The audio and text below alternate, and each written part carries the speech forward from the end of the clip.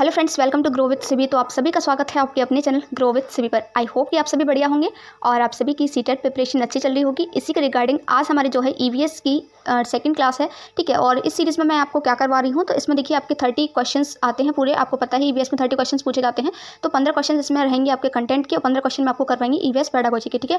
तो आज की क्लास में भी ऐसे ही आपका रहना वाला है। कल की क्लास में मैंने आपको इसी टाइप से करवाया था, 15 क्वेश्चन कंटेंट के और 15 क्वेश्चन आपके पेडागोजी के, ठीक है। अब मैं रिक्वेस्ट करूँगी जो भी लोग बिगिनर हैं, ठीक है, जो सीरीज़ को वॉच कर रहे हैं, उनसे मैं कहना चाहूँगी कि आप लोग प्लीज़ पहले अगर आपने अभी तक कुछ भी नहीं पढ़ा है ईवीएस से रिलेटेड, तो पहले आप ईवीएस की एनसीईआरटी की बुक्स वैसे सजेस्ट करती हूँ, लेकिन बुक्स अभी इतना टाइम नहीं है आपके पास, तो ईवीएस की एनसीईआरटी की समरी पढ़ लो, इनफ है, ठीक है। एनसीईआरटी की समरी मैंने 6 क्लासेस में कंप्लीट कर दी, ओनली 6 क्लासेस देख लीजिए, वो कंप्लीट कर लीजिए। उसके बाद ये सीरीज़ कंप्लीट कर लेना, बहुत अच्छे मार्क्स आपके आ जाएंगे, ठीक है। आपको कुछ भी एक्स्ट्रा करने की जरूरत नहीं पड़ेगी, ठीक है।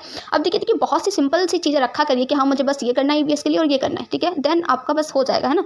तो प्रीवियस ईयर क्वेश्चन तो मैं आपको करवा ही रही हूँ और 30 क्वेश्चन का एक सेट प्रोवाइड करती हूँ, ठीक है। तो आज हमारी सेकंड क्लास है। देखिए मैंने आपसे कहा था जो भी क्वेश्चंस रिपीट होंगे सेट में, मैं उनको आपको नहीं करवाऊंगी, क्योंकि बार बार रिपीटेड क्वेश्चन करवाने से क्या मतलब है ना। तो मैं आपके लिए हर टाइप का क्वेश्चन, मैं चाह रही हूँ कि आपको हर टाइप का क्वेश्चन करवा दूँ, जिससे अगर कोई भी क्वेश्चन आपके एग्जाम में है तो आप उस क्वेश्चन को कर पाएँ, ठीक है। तो चलिए आज की क्लास को स्टार्ट करते हैं। आई होप कि आप सभी ने चैनल को सब्सक्राइब कर लिया होगा, जो भी रेगुलर विजिट करते हैं चैनल पर, ठीक है। जिन लोगों ने नहीं किया है, जो न्यू है चैनल पर, चैनल को सब्सक्राइब कर लेना और प्लीज़ क्लास अच्छी लगे तो प्लीज़ क्लास को एक लाइक जरूर कर देना, ठीक है। तो चलिए स्टार्ट करते हैं क्वेश्चन नंबर 1 से। क्वेश्चन नंबर 1 जो है आपका मैप से रिलेटेड है, ठीक है। और मैप से रिलेटेड कल की जो क्लास थी आपकी, उसमें मैंने आपको 2 क्वेश्चन करवाए थे मैप से रिलेटेड, ठीक है। तो लेकिन मैं करवा देती हूँ, क्योंकि मैप से रिलेटेड क्वेश्चन में जो है प्रॉब्लम होती है लोगों को सॉल्व करने में, लेकिन इसलिए मैं इसको समझा देती हूँ ना। तो भारत की राजधानी की स्थिति के सापेक्ष लखनऊ उत्तर प्रदेश की राजधानी है, ठीक है, और जयपुर राजस्थान की राजधानी की दिशाएं क्रमशः क्या है। यानी कि सिंपल आपसे ये पूछा है कि भारत की राजधानी क्या है, दिल्ली। तो दिल्ली के सापेक्ष आपको लखनऊ की डायरेक्शन बतानी है और आपको जयपुर की दिशा बतानी है, ठीक है। ये उत्तर पूर्व होगी, दक्षिण पूर्व होगी, दक्षिण पश्चिम होगी, उत्तर पश्चिम। तो मैंने आपसे कहा था इसके लिए आपको याद होनी चाहिए भारत का पूरा नक्शा मैप जो है आपको अच्छे से पता होना चाहिए, कौन सा स्टेट किस जगह पर है, तभी ना आप इस चीज़ को निकाल पाओगे ना, है ना। तो चलिए अभी मैं आपको इसको मैप के थ्रू दिखाती हूँ कि किस तरीके से हम इसको निकालेंगे। अब देखिए ये है आपका इंडिया का मैप है, ठीक है। अब इसमें आपसे पूछा था भारत की राजधानी दिल्ली, तो दिल्ली देखिए इसमें कहाँ पर है, तो दिल्ली आपका ये आप देख पा रहे हैं, ये जो सेंटर है यहाँ पर है, ठीक है। इसको ऐसे डैश करके यहाँ पर लिख दिया है दिल्ली, लेकिन है ये यहाँ पर, ठीक है।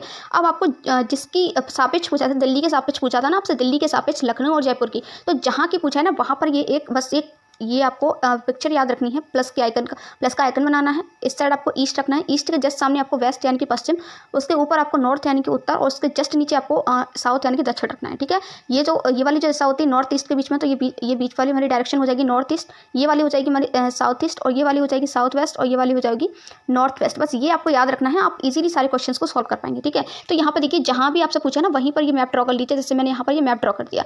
अब आपको क्या करना है, यहाँ पर ये देखना, देखिए लखनऊ आपका यहाँ पर है, ठीक है, उत्तर प्रदेश की राजधानी है लखनऊ, ये यहाँ पर है। तो आप इस तरीके से जाएंगे नीचे, तो नीचे वाली कौन सी डायरेक्शन है, ये वाली कौन सी डायरेक्शन, साउथ ईस्ट, ठीक है। तो पहले का आंसर हो गया साउथ ईस्ट। दूसरा हम बात करते हैं जयपुर का पूछा था हमसे, तो जयपुर हमारी किस साइड है, इस साइड है, ये आप देख पा रहे हैं, ये जहाँ पर जयपुर लिखा हुआ है राजस्थान, ठीक है। तो ये वाली जो साइड है सॉरी, ये आपकी हो जाएगी साउथ वेस्ट, ठीक है। तो दोनों डायरेक्शन हमें पता चल गई है, साउथ ईस्ट और साउथ वेस्ट आपकी करेक्ट आंसर हो जाएगा। तो चलिए ऑप्शन में देखते हैं। तो देखिए आपका यहाँ पर ऑप्शन नंबर 2 करेक्ट हो जाएगा, साउथ ईस्ट और साउथ वेस्ट, ठीक है। ऑप्शन नंबर 2 आपका यहाँ सही है। ये वाला क्वेश्चन आपका ईवीएस एनसीईआरटी से ही पूछा गया है। क्वेश्चन क्या है, जो पशु अंडे देते हैं उनकी निम्नलिखित विशेषताएं होती हैं। अब देखिए जो भी लोग इस सीरीज को देख रहे हैं, प्लीज़ अगर आप देखिए आपका ये जो टाइम चल रहा है, आई थिंक आपने जो है ईवीएस की एनसीईआरटी की समरी वगैरह या फिर कुछ भी जो है पढ़ लिया होगा, ठीक है। तो 30 क्वेश्चन जो मैं आपको करवाऊंगी, तो आप अपना नीचे स्कोर जरूर कमेंट करें कि आपका स्कोर जो है कितना बना इस वाले सेट में, ठीक है। तो इसमें देखिए क्वेश्चन क्या कर रहा है, जो पशु अंडे देते हैं उनकी क्या विशेषताएं, ठीक है। तो देखिए जो पशु अंडे देते हैं उनके एक तो आपके जो बाल होते हैं वो नहीं होते हैं उनकी बॉडी पर, ठीक है। और उनके जो कान होते हैं वो आपको बाहर दिखाई नहीं देंगे, ठीक है। उनके कान होते हैं लेकिन आपको बाहर नहीं दिखाई देते, ठीक है। जैसे हम लोग के कान बाहर होते हैं, ठीक है, आपने काव वगैरह के देखे होंगे उनके बाहर होते हैं, ठीक है। लेकिन जो लोग पशु जो अंडे देते हैं उनके कान जो है बाहर नहीं होते हैं, आपको दिखाई नहीं देंगे, और ना ही उनके सर पर बाल होते हैं। तो ऑप्शन नंबर 2 करेक्ट हो जाएगा, क्योंकि यही हमसे पूछा था इनकी विशेषताएं क्या होती हैं, ठीक है। अब जो लोग बच्चों को जन्म देते हैं उनकी क्या विशेषता होती है, क्योंकि ये क्वेश्चन भी आया हुआ है, ठीक है। तो उनका इसका जस्ट उल्टा होता है, उनके शरीर पर यानी कि बॉडी पर बाल होते हैं, प्लस उनके कान जो है बाहर दिखाई देते हैं, ठीक है। जैसे कि आपका काव हो गया, शेर हो गया, बाकी अगर अंडे की बात करूँ तो आपकी मुर्गी हो गई, बतख हो गई, है ना। ये सभी आपके क्या होते हैं, अंडे देते हैं। इन सभी के मुर्गी के कान आपने बाहर देखे क्या, नहीं देखे होंगे, है ना। और उनकी बॉडी पर बाल भी नहीं देखे होंगे, है ना। और आपने जैसे आप बतख की बात करो तो ना बतख के पर देखा होंगे, है ना। छिपकली की बात करूँ तो छिपकली के कान होते हैं लेकिन आपको दिखाई नहीं देते हैं, बाल नहीं होते, तो वो क्या करती हैं, अंडे देती हैं, ठीक है। तो ये जो लाइन्स हैं आपको याद रखनी है, इंपॉर्टेंट है। नेक्स्ट क्वेश्चन देखते हैं। ये क्वेश्चन भी आपका एनसीईआरटी से ही बना है, ठीक है। तो क्वेश्चन क्या है, उस भारतीय महिला का नाम जिन्होंने एवरेस्ट यानी माउंट एवरेस्ट जो है आपका उस पर्वत की चोटी पर कदम रखा था और राष्ट्रीय ध्वज यानी कि तिरंगा गाड़ा था और उसके साथ अपनी फोटो भी क्लिक की थी, खींची थी। तो उसका नाम आपको बताना है इनमें से कौन था। तो ऑप्शन नंबर 4 आपका यहाँ करेक्ट हो जाएगा, बछेंद्री पाल, ठीक है। और देखिए यहाँ पर एक क्वेश्चन आपका और बन जाता है कि जो माउंट एवरेस्ट है उसकी ऊंचाई बताइए, क्वेश्चन आया हुआ है, याद रखना। तो ये है आपकी 8,848.86 मीटर, ठीक है। नेक्स्ट क्वेश्चन देखते हैं। ये वाला क्वेश्चन जो आपका ईवीएस की एनसीईआरटी से नहीं है, ये क्वेश्चन अलग से पूछा गया था, ठीक है। तो यहाँ पर देखते हैं हम, इस क्वेश्चन को आपको अच्छे से समझना है, याद करना है। निम्न में से कौन सा कथन मणिपुर के संबंध में सही है, ठीक है। मणिपुर आपका एक राज्य है जिसके बारे में आपको ये कुछ कथन दिए गए हैं, आपको ये बताना है इनमें से कौन कौन से सही है मणिपुर के बारे में, ठीक है। तो मणिपुर का अर्थ जो है रत्नों की भूमि है, बिल्कुल सही। देखिए मणि का मतलब होता है गहना, पुर का मतलब होता है भूमि यानी कि जहाँ पर रहते हैं, ठीक है। तो मणिपुर का अर्थ क्या होगा, गहन यानी कि रत्न वगैरह आपके रत्नों की भूमि, तो ये तो आपका सही है, ठीक है। लावणी मणिपुर का लोक नृत्य है, तो बिल्कुल गलत। लावणी आपका कहाँ का है, महाराष्ट्र का लोक नृत्य है, पूछा गया है, याद रखना, ठीक है। और मणिपुर का लोक नृत्य क्या है फिर, तो मणिपुर का लोक नृत्य होता है आपका मणिपुरी, मणिपुरी, ठीक है। तो सेकंड गलत हो गया आपका बी, तो बी गलत हो गया, तो ऑप्शन नंबर 3 तो आपका यहाँ से हट गया, ठीक है। तीसरे की बात करती हूँ मैं, तो लोकटक झील गोलाकार तैरने वाले दलदलों के लिए जानी जाती है जिन्हें फुमदी कहा जाता है, तो इस बिल्कुल सही बात है आपकी। और ये जो लोकटक झील है आपकी, ये आपकी मीठे पानी की झील होती है, ठीक है। तो ऑप्शन नंबर सी भी आपका सही है, इसको अच्छे से याद कर लेना क्योंकि ये क्वेश्चन आपका नया है, ठीक है। मणिपुर बांसों के उत्पादों का सबसे बड़ा उत्पादक है, बिल्कुल सही। मणिपुर में आपके बांसों का प्रोडक्शन किया जाता है, बांस जो है बनाए जाते हैं, तो ऑप्शन नंबर डी भी आपका सही है मणिपुर के बारे में। तो ए सी और डी सही है, ए सी डी आपको ऑप्शन नंबर 2 में है, तो ऑप्शन नंबर 2 करेक्ट, 2 जो है आपका करेक्ट हो जाएगा। नेक्स्ट क्वेश्चन है आपका, कार्य एक ऐसी चीज़ है जिसे हम ब्लैंक के लिए करते हैं, ठीक है। कार्य यानी कि काम करना, काम करना एक ऐसी चीज़ है जिसके थ्रू हम क्या करते हैं, तो वो आपको बताना है। यश कमाते हैं, मनोरंजन करते हैं, ऊर्जा बचाने का काम करते हैं, ठीक है। आपको देखिए सबसे बेस्ट आंसर यहाँ पर क्लिक करना है। तो देखिए अगर मैं ऑप्शन नंबर 3 को देखती हूँ तो यहाँ पर ये सारी चीज़ आ जाती हैं, स्वयं को और अन्य लोगों को सहारा या भरण पोषण देने के लिए, यानी कि हम खुद के लिए करते हैं कार्य को, ठीक है, जिससे हम खुद का पेट भर सकें, दूसरे लोगों को सहारा दे सकें। काम नहीं करेंगे तो हम पैसे कहाँ से कमाएंगे, है ना, और कमाएंगे नहीं तो हम क्या खाएंगे, क्या कहाँ रहेंगे, ठीक है, क्या पहनेंगे, ठीक है। तो ऑप्शन क्या मनोरंजन कहाँ से कर लोगे आप जब आपके पास पैसे ही नहीं होंगे ना, तो ये सारी चीज़ें आपके पास आ जाती है, यश कमाना, मनोरंजन, ये सारी। तो ऑप्शन नंबर सी आपका यहाँ बिल्कुल करेक्ट हो जाएगा, ऑप्शन नंबर 3 यहाँ पे बिल्कुल सही हो जाएगा, ओनली सी। ये क्वेश्चन आपका ईवीएस के एनसीईआरटी में है, ठीक है। और हाथियों के बारे में कल भी मैंने आपको क्वेश्चन करवाया था, कल भी पूछा गया था, ठीक है। तो हाथियों के बारे में एक छोटा सा पैराग्राफ ईवीएस के एनसीईआरटी में दे रखा है, अगर आप उसको पढ़ लेते हैं तो आपके सारे ये जो क्वेश्चन है बन जाएंगे वहीं से, ठीक है, वहीं से बना दिए जाते हैं स्टेटमेंट वगैरह। और अपनी ईवीएस की एनसीईआरटी की जो समरी करवाई है मैंने उसमें भी ये इंक्लूड किया हुआ है, ठीक है। तो चलिए देखते हैं इसमें क्या है, हाथियों के झुंड के बारे में इनमें से कौन सा कथन सही है। तो आपको बताना कि इसमें से हाथियों के बारे में कौन सा सही है, ठीक है। तो उनके झुंड में हमेशा 2 या 2 से अधिक नर हाथी होते हैं, बिल्कुल गलत। हाथियों का जो देखिए झुंड होता है उसमें या तो फीमेल यानी कि मादा हाथी होती है, ठीक है, और उनके बच्चे होते हैं, नर यानी कि मेल हाथी उसमें नहीं होते हैं, ठीक है। तो ये गलत हो गया। दूसरा क्या है, उनके झुंड में सारे नर हाथी होते हैं, फिर से देखिए वही बात बोलती है, उनके झुंड में नर हाथी नहीं होते। तो ए और बी गलत हो गया। ऑब्वियसली आप यहाँ देख पा रहे होंगे ऑप्शन में आपके 2 ऑप्शन करेक्ट हो रहे हैं, तो ए और बी गलत हो गया। तो ऑप्शन नंबर सी और डी यानी कि ऑप्शन नंबर 3 आपका यहाँ बिल्कुल करेक्ट हो जाएगा। नर हाथी झुंड के साथ 14-15 वर्ष तक ही रहते हैं, उसके बाद वो उस झुंड को छोड़ देते हैं, ठीक है। उनके झुंड में केवल मादाएं और हाथियों के बच्चे रहते हैं, ये भी आपका सही है। नेक्स्ट क्वेश्चन देखते हैं। क्वेश्चन है आपका, सोना की सहेली तारा मिजोरम से है, ठीक है, मिजोरम राज्य है आपका।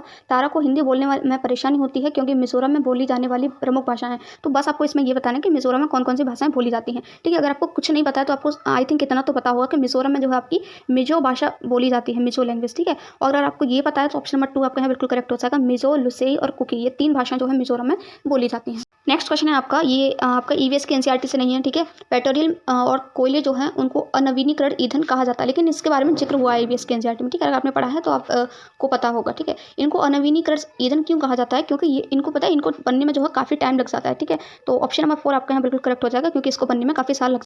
क्वेश्चन आपका ईवीएस के एनसीईआरटी से ही पूछा गया है, पर्वतारोही अपने साथ ऑक्सीजन सिलेंडर ले जाते हैं क्योंकि इन्हें उनकी इसकी ज़रूरत होती है, ठीक है। तो ऑक्सीजन सिलेंडर की ज़रूरत क्यों होती है वो आपको बताएं। देखिए जैसे जैसे पर्वतारोही का मतलब है जो लोग माउंट एवरेस्ट पर चढ़ाई करते हैं, ठीक है, पर्वतों पर पहाड़ों वगैरह पर चढ़ाई करते हैं, तो वहाँ क्या होता है जैसे जैसे हम ऊंचाई पर चढ़ते हैं वैसे वैसे ऑक्सीजन की कमी होती जाती है और हमें ऑक्सीजन की ज़रूरत होती है सांस लेने के लिए, ठीक है। तो ऑप्शन नंबर 3 आपका करेक्ट हो जाएगा, सांस लेने के लिए, क्योंकि अधिक ऊंचाइयों पर ऑक्सीजन की मात्रा कम मिलती है। नेक्स्ट क्वेश्चन है आपका, एक अध्यापिका की नियुक्ति महाराष्ट्र के एक विद्यालय में हुई है, वह भोजन के विषय में पढ़ा रही है तथा वह भरली वांगी का उदाहरण देती है जो कि ब्लैंक से बना व्यंजन है। तो आपको बताना है जो भरली वांगी है, ठीक है, महाराष्ट्र की एक डिश है, आपको ये बताना है कि किससे बना हुआ होता है, ठीक है। तो इसका करेक्ट आंसर ऑप्शन नंबर 1 हो जाएगा, छोटे छोटे भरवा बैगन से, ठीक है। अब ये क्वेश्चन आपका जो ईवीएस की एनसीईआरटी है वहाँ से नहीं पूछा गया है, ठीक है। देखिए ये कुछ क्वेश्चन जो है, अब ईवीएस तो आपको पता ही है कितना वास्ट हो जाता है, इसमें आपका सोशल भी आ जाता है, साइंस भी आ जाता है, बाकी आपकी एनवायरनमेंट भी आ जाता है, ठीक है। तो भोजन वगैरह के से रिलेटेड कला आर्ट्स वगैरह जो आपकी जो वो भी पूछ ली जाती हैं। अब ये पहले नहीं होता था ऐसा, लेकिन अब ये क्वेश्चन पूछे जाने लगे हैं, ठीक है। आपके मोस्टली क्वेश्चन तो आपके ईवीएस की एनसीईआरटी से ही पूछे जाते हैं। यही एक सेट ऐसा था जहाँ पर ज़्यादातर क्वेश्चन आपके जो है अलग से पूछ लिए गए थे। एक सेट और है आपका, आई थिंक वो भी मैं आपको करवा दूँगी, ठीक है। तो नेक्स्ट क्वेश्चन है आपका जो एनसीईआरटी से पूछा गया है, पक्षियों के पंख विभिन्न रंगों, आकारों और माप के होते हैं। सही बात है, इनके पंख उड़ने में सहायता करते हैं, ठीक है। तथा ये आपको बताना है। और देखिए एक उनके पंख जो होते हैं उड़ने में सहायता करते हैं, प्लस और क्या क्या करते हैं वो आपको बताना है 4 ऑप्शन में से। तो देखिए विभिन्न प्रकार का भोजन बनाने में, उनके जो पंख होते हैं भोजन बनाने में भोजन नहीं बनाते हैं, ठीक है। तो ए तो गलत हो गया। अगर ए गलत हो गया तो ऑप्शन नंबर 4 तो गया यहाँ से, ठीक है। उन्हें गर्म रखने में मदद करते हैं, बिल्कुल सही बात है। उनकी बॉडी को हीट करने में मदद करते हैं, ठीक है। तो बी करेक्ट है। तो देखिए बी तो तीनों में है। अभी नेक्स्ट पढ़ते हैं, विभिन्न तरीकों से चलने में। तो देखिए चलने में मदद नहीं करते हैं, तो ऑप्शन नंबर जो आपका सी है वो गलत हो गया। अगर सी गलत हो गया तो 1 भी गया आपका और 3 भी गया, ठीक है। ऑप्शन नंबर 2 ही करेक्ट हो जाएगा। बी और डी उन्हें गर्म रखने में और उन्हें जलरोधक वाटरप्रूफ रखने में मदद करते हैं, ठीक है। पंख उड़ने में सहायता करते हैं, ना कि उन्हें चलने में, ठीक है। तो ऑप्शन नंबर 2 इसका बिल्कुल करेक्ट हो जाएगा। क्वेश्चन है आपका, ये देखिए ये क्वेश्चन आपका बहुत बार रिपीट हुआ है, ठीक है। बहुत इंपॉर्टेंट क्वेश्चन है, ठीक है। इसको ध्यान से देखना, बहुत ईजी है, ठीक है। कक्षा 5 की पाठ्य पुस्तक में गोलकोंडा किले का मानचित्र दिया गया है। बाकी आपको कुछ भी नहीं देखना है, बस मैं जो आपको बताऊँ उसमें फोकस करना है। ये फालतू की लैंग्वेज लिखी हुई है इसमें बस, ठीक है। गोलकोंडा किले का मानचित्र दिया गया है। इस पर दाहिने नीचे की ओर पैमाना छपा है। पैमाना क्या दे रखा है? 1 सेंटीमीटर बराबर 110 मीटर हमें दे रखा है, ठीक है। यदि इस मानचित्र पर फतेह दरवाजा और पटनचेरू दरवाजा के बीच की दूरी 15.2 सेंटीमीटर है, तो इन दो स्थानों के बीच की वास्तविक दूरी क्या होगी? कुछ नहीं करना है आपको। 1 सेंटीमीटर बराबर 110 मीटर दे रखा है, आपको बस 15.2 सेंटीमीटर की वैल्यू निकालनी है। किस में निकालनी है? यहाँ पर देखिए किलोमीटर में दे रखा है आंसर, तो 15.2 सेंटीमीटर को आपको किलोमीटर में निकालना है। अब देखिए यहाँ पर 1 सेंटीमीटर में आपको 110 मीटर दे रखा है, तो आप मुझे बताइए 15.2 सेंटीमीटर में कितना हो जाएगा? 110 से मल्टीप्लाई कर देंगे, 110 गुणा 15.2 मीटर, ठीक है। पॉइंट हटाऊंगी, एक अंक बाद पॉइंट है तो यहाँ पे एक जीरो आ जाएगा, ठीक है। और जीरो से ही आपका जीरो कैंसिल हो जाएगा। 11 का मल्टीप्लाई कर देंगे 152 में, तो 11 दूनी आपका हो गया 22, 2 हासिल हो गया, 11 पंजे 55, 55 2 आपका हो गया 57, 5 आपकी हासिल होगी, 11 एकम 11, 11 और 5 आपका कितना हो जाएगा 16, ठीक है। तो ये आपका आ गया 1672, किस में आया? ये मीटर में, ठीक है। 1 सेंटीमीटर बराबर 110 मीटर। फिर हमने क्या किया? 15.2 सेंटीमीटर बराबर 110 गुणा 15.2, ये आपका आ गया 1672 मीटर। अब आंसर हमारा 1 किलोमीटर में है, तो हमें पता है कि 1 किलोमीटर में होते हैं हमारे 1000 मीटर। कितने? 1 किलोमीटर में 1000 मीटर, ठीक है। अब जब मैं किलोमीटर से मीटर में चेंज करना होता है तो हम 1000 से गुणा करते हैं, लेकिन हमें यहाँ पर क्या करना है?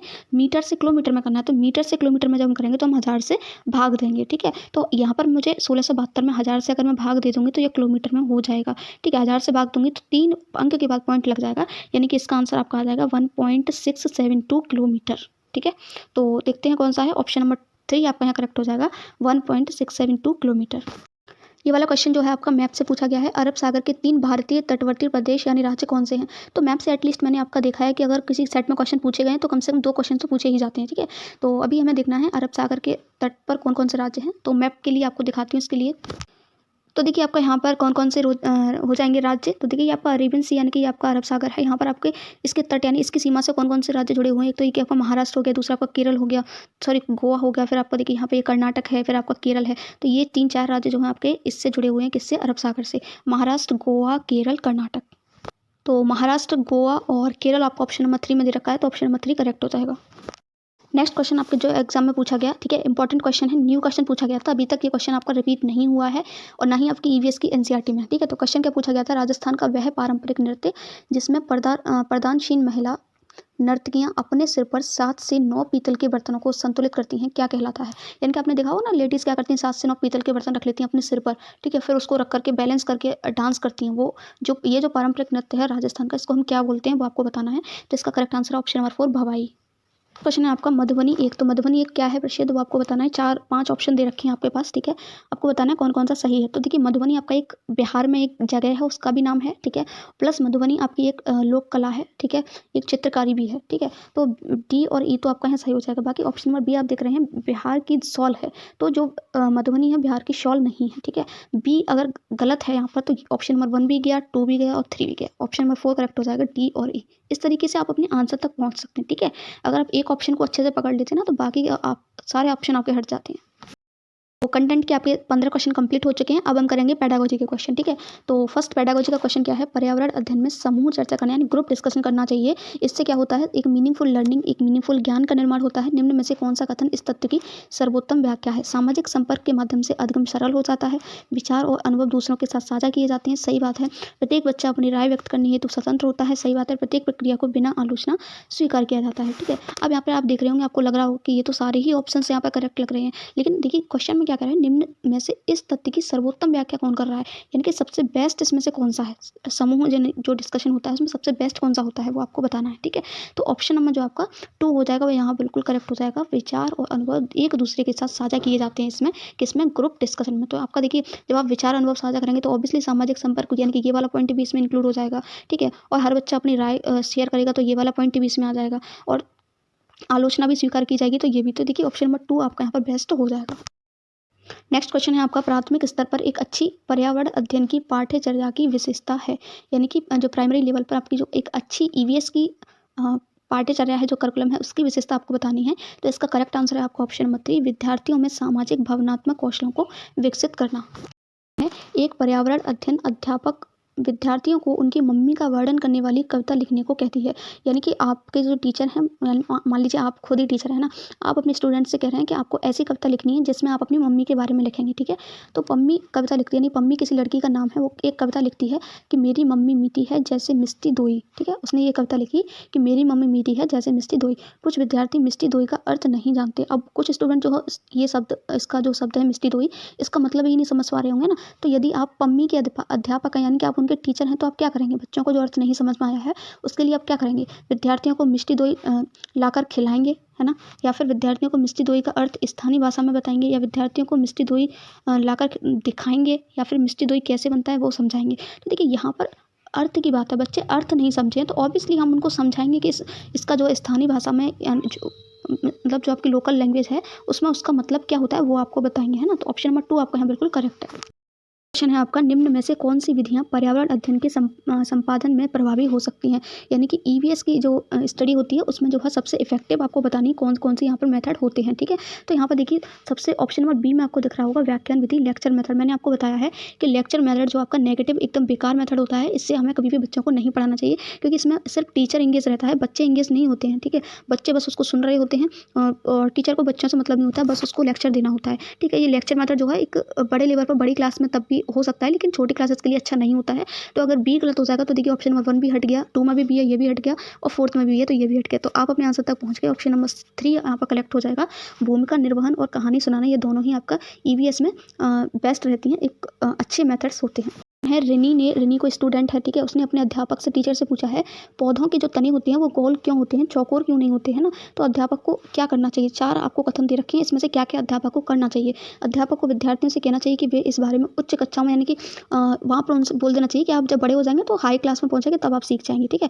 तो एक ही बच्चों को इग्नोर नहीं करना है, ठीक है। जो बच्चों के अंदर जो भी क्वेश्चन उठ रहे हैं ना, हमें उनको जो है सेटिस्फाई करना होता है। तो ये तो आपका नेगेटिव होगा कि आपने तो यहाँ पर बात ही साफ कर दी कि आप बड़ी क्लास में जाओगे तब सीखोगे। तो ए तो हमारा गलत हो गया। अगर ए गलत हो गया तो ऑप्शन नंबर 1 तो यहाँ पर गया, ठीक है, 1 भी गया और आपका 4th भी गया, ठीक है। अब 2 ही ऑप्शन बचे, 2 और 3। दूसरा पढ़ते हैं, अध्यापक को विद्यार्थियों को समझाना चाहिए कि गोल तने का कारण गुरुत्वाकर्षण है, ठीक है। सी क्या कह रहा है, अध्यापक को विद्यार्थियों से तने के गोल आकार के कारण के बारे में सोचने के लिए कहना चाहिए। जो टीचर है उसको अपने स्टूडेंट से बोलना चाहिए कि तने का जो गोल आकार है वो क्यों होता है, इसके बारे में आप खुद सोचिए, ठीक है। तो इससे देखिए बच्चे सोचेंगे तो बच्चों के बहुत सारे आंसर्स निकल के आएंगे। यहाँ पर टीचर ने क्या किया, बच्चों को इंगेज कर दिया, पहले बच्चों की राय जानना चाहेगा वो, है ना। फिर डी क्या है, अध्यापक को विद्यार्थियों को बाग में घूमने ले जाना चाहिए तथा विभिन्न तनों के आकार देखने के लिए कहना चाहिए, ठीक है। और यहाँ पर जो है वो उनको बाग में लेकर के जाएगा, बहुत सारी पेड्स दिखाएगा, उनके तने दिखाएगा कि इसका आकार देखिए, इसका आकार देखिए, तो बहुत अच्छे से वो चीज़ों को समझ पाएंगे। तो सी और डी आपका यहाँ सही है। तो सी और डी सही है, तो ऑप्शन नंबर 3 आपका यहाँ बिल्कुल करेक्ट हो जाएगा, क्योंकि 2 ही ऑप्शन आपके यहाँ पर करेक्ट होने थे। नेक्स्ट और सीटेट का फेवरेट क्वेश्चन है ये, पर्यावरण अध्ययन में एकीकृत संगठित परिप्रेक्ष्य निम्नलिखित में से किसे निर्दिष्ट करता है। एकीकृत का मतलब होता है जुड़ाव होना, यानी कि बहुत सारी चीज़ों का आपस में जुड़ना एकीकृत कहलाता है। तो ईवीएस में कौन कौन सा सब्जेक्ट शामिल है मैं आपको पहले भी बता चुकी हूँ आई थिंक। तो इसमें देखिए आपका क्या क्या आ जाएगा, इसमें आपका सोशल भी आ जाता है, सामाजिक विज्ञान भी आ जाता है, साइंस भी आ जाता है, विज्ञान भी आ जाता है, और आपका ईवीएस एनवायरमेंट पर्यावरण भी आ जाता है, ठीक है। तो सोशल साइंस और पर्यावरण से जुड़ी जहाँ पर जानकारी दी जाती है तो ऑप्शन नंबर 4 करेक्ट हो जाएगा, विज्ञान, सामाजिक अध्ययन और आपका पर्यावरण शिक्षा से पूरी जानकारी। तो ऑप्शन नंबर 4 यहाँ बिल्कुल करेक्ट है। जॉन अपने हाथों की सहायता से जंतुओं की परछाई बना रहा है। जॉन कौन है? कोई विद्यार्थी है, कोई स्टूडेंट है, ठीक है। वो जंतुओं की परछाई बना रहा है और वह विद्यार्थियों से यह अंदाज़ा लगाने को कहता है कि परछाई में कौन सा जानवर बन रहा है, ठीक है। तो परछाई जैसे हम लोग बनाते हैं ना हाथों के थ्रू, आपने देखा होगा, ठीक है। तो परछाई के थ्रू जो है वो जानवर बना रहा है, बच्चों से पूछ रहा है अंदाज़ा लगाने के लिए कि आपको कौन सा जानवर इसमें दिखाई दे रहा है। इस गतिविधि में निम्नलिखित में से कौन सी प्रक्रियाएं शामिल हैं? अनुमान लगाना, अवलोकन करना, निष्कर्ष करना या वर्णन करना। तो आप मुझे ये बताइए कि इसमें वर्णन करना कहाँ से आ गया? यहाँ पर आपसे कोई क्वेश्चन थोड़ी ना पूछा जो आप उसको डिस्क्राइब करोगे। यहाँ पर आप क्या करोगे? अवलोकन करोगे, ऑब्जर्व करोगे कि आपको कैसी आकृति दिखाई दे रही है। तो बी तो सही है, बी सही है। तो आपका 3 और 4 तो यहाँ पर गलत हो गया क्योंकि बी इसमें है ही नहीं, ठीक है। और देखिए यहाँ पर आप क्या कर रहे हैं, अनुमान भी लगा रहे होंगे कि ये हो सकता है, वो हो सकता है ना। तो ए भी आपका यहाँ पर सही है। बाकी आपका ऑप्शन देखिए डी भी आपका वर्णन करना गलत हो गया, तो 1 भी गलत हो, इसलिए आप ऑप्शन नंबर 2 आपका सही है। सही आंसर तक आप पहुंच गए। अनुमान भी हो रहा है, अवलोकन भी हो रहा है, आप निष्कर्ष भी निकाल के देंगे कि हाँ आपको ये वाली आकृति जो है नजर आ रही है, ठीक है। तो इस तरीके से ऑप्शन नंबर 2 करेक्ट है। नेक्स्ट क्वेश्चन है आपका, एक पर्यावरण अध्ययन शिक्षक के रूप में अपने विद्यार्थियों को पर्यावरण से संबंधित समकालीन मुद्दों से परिचित करवाना है। निम्न में से आप किसे प्राथमिकता देंगे? यानी कि जो एक ईवीएस का टीचर है उसके रूप में आप अपने स्टूडेंट्स को जो है पर्यावरण से रिलेटेड जो भी मुद्दे हैं उनसे आप परिचित करवाना है आपको। तो आप इसमें से किसे प्राथमिकता देंगे, यानी किसे प्रायोरिटी देंगे, है ना। विद्यार्थियों को समाचार चैनल देखने के लिए कहेंगे, या विद्यार्थियों को घर पर समाचार पत्रों का ग्राहक बनने के लिए कहेंगे, या फिर कक्षा में संबंधित लेखों का उल्लेख करेंगे और उनको साझा भी करेंगे, या फिर घर पर समाचार पत्र पठन को सुनिश्चित करने के लिए माता पिता से बात करेंगे। तो देखिए इसका जो सबसे बेस्ट आंसर है ऑप्शन नंबर 3 हो जाएगा। कक्षा में संबंधित लेखों का उल्लेख करेंगे और उनको साझा भी करेंगे। जब आप शेयर नहीं करोगे तो एक दूसरे से शेयर, देखिए चीज़ों का जब आप शेयर करोगे तो डिस्कशन होगा, चीज़ें पता चलेंगी एक दूसरे को, कोई कुछ लिख करके लाया होगा, कोई कुछ लिखेगा, है ना। तो ऑप्शन नंबर 3 आपका यहाँ सबसे बेस्ट है। आपका यश ने अपने अध्यापक से पूछा, यश कोई स्टूडेंट है, उसने कहा अपने टीचर से कुछ भोजन उत्पादों के पैकेट पर हरे गोले क्यों होते हैं। आपने देखा होगा जो हरे गोले और रेड गोले होते हैं, ठीक है, वो नॉन वेज और वेज वाला जो होता है सिस्टम, ठीक है। जबकि कुछ लेकिन उसको नहीं पता ना, तो वो अपने टीचर से पूछ रहा है। जबकि कुछ भोजन उत्पादों के पैकेट पर लाल गोले बने हैं। अध्यापक समझाते हैं कि हरे गोले शाकाहारी खाने और लाल गोले जो है मांसाहारी खाने को सूचित करते हैं। अध्यापक ने विद्यार्थियों को विभिन्न भोजन उत्पादों के पैकेट देखकर उन्हें शाकाहारी और मांसाहारी में सूचीबद्ध करने को कहा। जो टीचर है उसने कहा कि आप अपने जो है अलग अलग पैकेट्स को देखना किस पर जो है शाकाहारी है, किस पर मांसाहारी है, ठीक है। इस तरीके से उसने जो है लिस्ट बनाने को कहा। इस गतिविधि जो एक्टिविटी है इसमें कौन कौन सी प्रक्रियाएं होंगी वो आपको बताना है। पहचान करना, कल्पना करना, पूर्वाग्रह करना, वर्गीकरण करना, ठीक है। तो यहाँ पर देखिए आपका जो पहचान करना है वो तो रहेगा ही, क्योंकि आप पहचान नहीं करोगे कि कौन सा रेड है, कौन सा आपका ग्रीन है, तो क्या है, तो पहचान तो इसमें होना ही होना है। पहचान अगर होगा, ए ऑप्शन होगा तो 2 और 3 तो आपका गलत होगा, क्योंकि इन दोनों में ए ऑप्शन है ही नहीं, ठीक है। अब या तो 1 करेक्ट होगा या फिर 4 करेक्ट होगा। तो बी देख लेते हैं, कल्पना। तो देखिए यहाँ पर आप कुछ कल्पना नहीं करेंगे, आपको कुछ इमेजिन करने की जरूरत पड़ेगी। आपको क्या करना है, सिर्फ मार्क को देखना है कि किस पर कौन सा मार्क है और वहाँ पर लिख देना है कि ये शाकाहारी है, ये मांसाहारी। तो यहाँ कल्पना जैसा कुछ भी नहीं हो रहा है, ठीक है। तो ऑप्शन नंबर बी गलत हो गया। अगर बी गलत हो गया तो ऑप्शन नंबर ए और डी यानी कि ऑप्शन नंबर 4 आपका यहाँ बिल्कुल करेक्ट हो जाएगा। कि आपका एक तो वर्गीकरण हो, देखिए सी नहीं हो रहा है। वर्गीकरण का मतलब होता है कुछ चीज़ों को बांटना, ठीक है, कि ये आपका शाकाहारी है, ये आपका मांसाहारी। एक लिस्ट आपकी शाकाहारी की बना दी, दूसरा मांसाहारी का बना दिया। तो ए और डी यानी कि ऑप्शन नंबर 4 आपका यहाँ बिल्कुल करेक्ट हो जाएगा। क्वेश्चन है आपका, कक्षा 4 के पर्यावरण अध्ययन के शिक्षक के रूप में आपको विद्यार्थियों को अंतरिक्ष यात्रियों का कॉन्सेप्ट प्रस्तावित करना है। इसके लिए आप कौन से उपक्रम का अनुसरण करेंगे। यानी कि आपको क्या करना है, आप 4th क्लास के क्लास टीचर हैं, मान लीजिए ईवीएस सब्जेक्ट के, ठीक है। और आपको जो अंतरिक्ष यात्रियों का जो कॉन्सेप्ट है वो आपको समझाना है, प्रस्तावित करना है, ठीक है। तो उसके लिए आप क्या करेंगे, इनमें से वो आपको बताना है कौन से प्रक्रम का अनुसरण करेंगे। विद्यार्थियों को अंतरिक्ष यात्रियों की परिभाषा समझाएंगे। देखिए कभी भी आपको परिभाषा वगैरह नहीं समझानी होती है, याद करना, परिभाषा सुनाना, व्याख्यान देना, ये सभी नेगेटिव होते हैं। तो 1 भी गया। दूसरे पर लिखा है व्याख्यान देना चाहिए, तो ये भी गया। तीसरा क्या है, भारत की अंतरिक्ष यात्रियों की आत्मकथाएं साझा कीजिए और उनकी मुख्य विशेषताओं को इंगित कीजिए। तो ये आपका यहाँ पर बिल्कुल करेक्ट लग रहा है मुझे, यहाँ पर वो सबसे बेस्ट लग रहा है। देखिए जब जो भी लोग मतलब अंतरिक्ष में गए हैं उनके बारे में जब आप उन्हें बताएंगे, उनकी विशेषता जब आप बताएंगे, तो ये चीज़ें सबसे बेस्ट रहेंगी उनको बताने के लिए, ठीक है। तो ऑप्शन नंबर 3 आपका यहाँ बिल्कुल करेक्ट हो जाएगा। नेक्स्ट क्वेश्चन है, अध्यापक विद्यार्थियों से एक चींटी का चित्र बनाने को कहते हैं। कुछ विद्यार्थी चींटी के 4 पैर बनाते हैं और कुछ क्या करते हैं 6, और कुछ लोग क्या कर देते हैं 8 पैर बना देते हैं। अध्यापक को क्या करना चाहिए, यानी कि कुछ स्टूडेंट ने चींटी के 4 पैर बना दिए, किसी ने 8, किसी ने 4, 6, ठीक है। तो अब इस ऐसी सिचुएशन में टीचर को क्या करना चाहिए वो आपको बताना है, ठीक है। तो यह कहना चाहिए कि चींटी के 6 पैर होते हैं, 4 या 8 नहीं होते हैं। या फिर यह कहना चाहिए कि जिन विद्यार्थियों ने 6 पैर बनाए वे सही हैं, बाकी गलत हैं। या फिर चींटी का चित्र दिखाकर पैरों की संख्या देखने के लिए कहना चाहिए, है ना। या फिर क्या करना चाहिए, उन्हें आवर्धक लेंस देकर चींटी के पैरों की संख्या संख्या को देखने के लिए कहना चाहिए। आप मुझे बताइए कि आपके लिए सबसे बेस्ट कौन सा रहेगा, क्योंकि आप एज अ टीचर बनने वाले हो, है ना। तो यहाँ पर ऑप्शन नंबर 4 आपका सबसे बेस्ट है। आवर्धक लेंस एक आपका ऐसा लेंस होता है जो आपकी छोटी चीज़ें होती हैं ना उनको बड़ा कर देता है, उनको देखने में हेल्प करता है, ठीक है। तो इसके थ्रू जो है वो क्या कर पाएंगे, चींटी के पैर देख पाएंगे कि कितने चींटी के पैर होते हैं। उसी तरीके से उन्हें अपना आंसर मिल जाएगा, ठीक है। कि किसी ने 4 बनाए होंगे तो उसको पता चल जाएगा कितने पैर होते हैं, 8 बनाए होंगे उसको पता चल जाएगा। तो ऑप्शन नंबर 4 आपका यहाँ सबसे बेस्ट है। आपका कक्षा 5 के पर्यावरण अध्ययन शिक्षक के रूप में पाठ है एक आपका, ठीक है। यानी कि एक चैप्टर का नाम है बोलती इमारतें, ठीक है।